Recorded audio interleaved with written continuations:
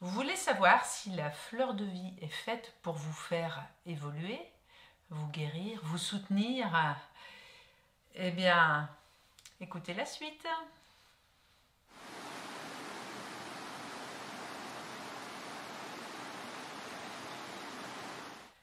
Bonjour, je m'appelle Maude et je sais qui je suis.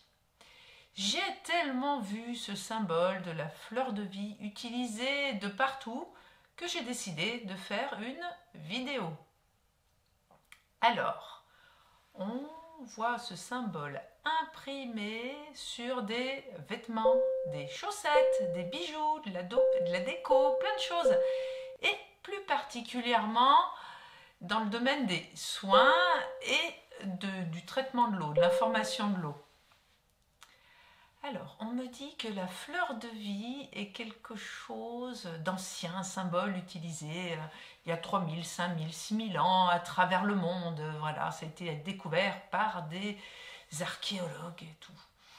Alors moi, l'ancien, je me méfie. Hein. Ancien, ouais. C'est ancien que l'on veuille prédater, manipuler l'humain. Donc du coup, rien de nouveau.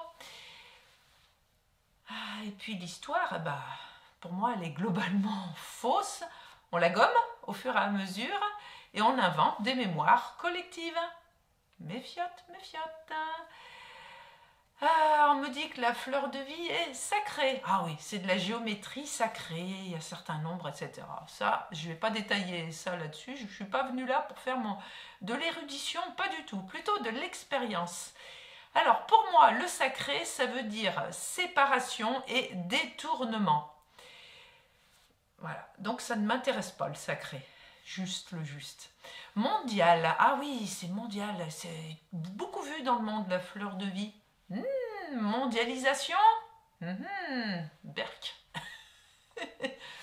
Et pourquoi voit-on des symboles de partout? Partout. Hein? Pourquoi vouloir encoder tout le vivant? Bah, notre énergie naturelle, elle nous suffit pas, hein? On a tout ce qu'il faut en nous. Pourquoi? Alors nous sommes malades d'avoir trop d'informations dans les mondes visibles et invisibles. Notre mémoire devient de plus en plus défaillante, sélective, hein, cette surcharge. Non. Il n'y a pas besoin de tout ça. Alors, que cache la fleur de vie au niveau du subtil? Comment agit-elle? Alors, elle est utilisée par beaucoup de personnes qui sont vraiment globalement de bonne foi, qui pensent qu'elle a des vertus et qui ignorent les conséquences énergétiques que cela peut avoir. Alors, je peux percevoir des plans subtils et observer certains phénomènes. Ah oui, attention aux perceptions. Les perceptions des plans subtils ne font pas le niveau de conscience, ni la conscience du global, ni l'honnêteté. Ne vous laissez pas attraper par ça. Les symboles émettent des vibrations. Ils sont encodés pour entrer en résonance avec les cellules, le corps, et cela programme l'inconscient. Alors, dans un premier temps, on peut croire que cela est bénéfique, puisque quand on croit que quelque chose est bon, ça ouvre une porte. Donc, c'est bénéfique, c'est bien, on peut sentir des choses positives au début. Puis après, on est peut-être trop endormi pour s'en rendre compte. Donc, attention là-dessus. Alors, j'ai 4 exemples à vous dérouler pour vous expliquer un petit peu mon vécu par rapport à cette chose. Alors, une amie avait un pendentif fleur de vie ainsi qu'un autocollant sur sa voiture. Et elle me disait qu'elle était fatiguée, qu'elle n'arrivait pas à reprendre de l'énergie, elle n'était pas bien, etc. Je lui dis, bah, je vois ce que tu as autour du cou, là, ça te dirait pas de l'enlever, d'essayer pour voir? Elle me dit, ouais, je vais essayer. Elle a essayé et elle m'a rappelé rapidement pour me dire que elle avait retrouvé de l'énergie, elle était beaucoup plus en forme. Voilà, bah oui, logiquement. Alors, deuxième exemple, un professionnel bienveillant avait encodé une bouteille d'eau sur un appareil de soins.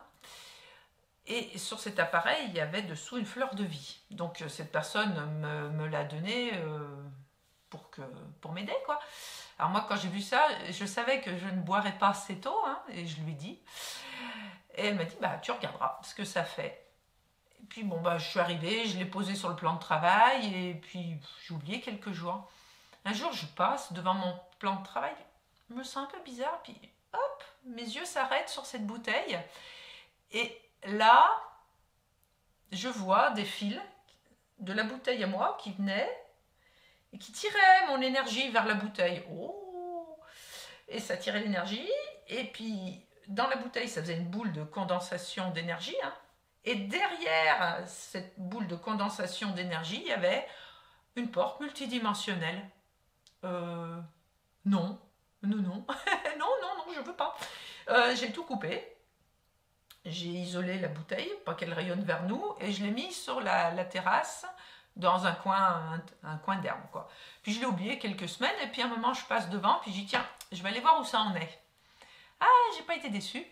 Il y avait dans l'eau, dans cette bouteille, vraiment une grosse fleur de vie épaisse, bicolore, vraiment le gros mammouth qui s'était vraiment formé. J'ai bien fait de garder la bouteille encore quelques temps pour voir. Donc j'ai nettoyé, j'ai transmuté ça, et j'ai jeté l'eau et la bouteille. Voilà, donc c'était vraiment une expérience très intéressante. Autre expérience, les compléments alimentaires qui étaient fabriqués par un laboratoire qui a dans son logo une fleur de vie. Je fais, oh, c'est quelqu'un qui est un naturopathe qui m'avait conseillé ça. Et on les avait testés en kinésio, tout ça, ça passait et tout. J'ai une bonne résonance dans le corps. D'accord. Je commence à les prendre, je sens un effet bénéfique sur mon corps. Et puis, rapidement, au bout de, je sais pas, 1 ou 2 semaines, je sens que le ventre, ça va vraiment pas. Puis je sentais que j'avais des idées parasites, des peurs complètement inhabituelles qui arrivaient, des nouvelles peurs, ou des peurs certainement enfouies, mais des peurs qui ne correspondaient pas à ma conscience, et des pensées qui me disaient rentre dans le moule, des pensées vraiment qui allaient m'emmener dans un formatage et aller complètement à l'encontre de ma démarche vers la souveraineté. C'est bizarre tout ça. Et donc tout ça mis bout à bout, je me suis posé la question, qu'est-ce qui se passe? Et j'ai très rapidement eu la réponse plutôt. Regarde du côté des compléments alimentaires, ok, fleur de vie, ouais. Et j'ai regardé dans mon corps ce que ça avait fait. Ah, bah, j'ai pas été déçue. J'ai pas été déçue du tout. J'ai trouvé fleur de vie dans le ventre, incrustée énergétiquement. J'ai nettoyé, gros machin. Hein. Après, au niveau de la tête, et après, j'ai tout nettoyé au niveau cellulaire, dans les corps, etc. Et là, tu vois, une clarté, tout d'un coup, ça trompe pas. Et puis après, dans les 24 heures, déjà je me sentais plus dans ma pensée, et 48 heures, les effets s'étaient complètement dissipés. Et puis mes intestins, mon ventre, tout ça, ça allait mieux. Plus d'énergie, quoi. Oui, les compléments alimentaires qui faisaient l'inverse. Et dernier exemple, chez des amis, il y avait contre un mur comme une carte postale, enfin une carte fleur de vie arc-en-ciel, youhou. Et donc, je suis allée voir ce que ça faisait en énergie, et j'ai vu qu'effectivement, c'était une porte multidimensionnelle qui ouvrait vers un autre monde, mais c'est surtout l'autre monde qui venait vers nous. On sentait que vraiment, ça permettait à des entités que je percevais un peu dans le portail, qui pouvaient passer comme elles voulaient, et je percevais aussi que ça pouvait prendre notre énergie, que ça tirait, quoi. Donc, je me suis dit, ouh, pas bon, hein, voilà. Donc, j'ai compris qu'au début, la fleur de vie, ça peut être une magie un peu discrète, mine de rien, et puis qui s'amplifie finalement en se nourrissant de notre énergie et prend de plus en plus d'emprise sur nous. Donc c'est en fait une grille de programmation des êtres vivants pour nous mettre dans une mentalité de ruche. Ah oui, comme ça, on est programmé, on fait comme tout le monde, il n'y a pas une oreille qui dépasse.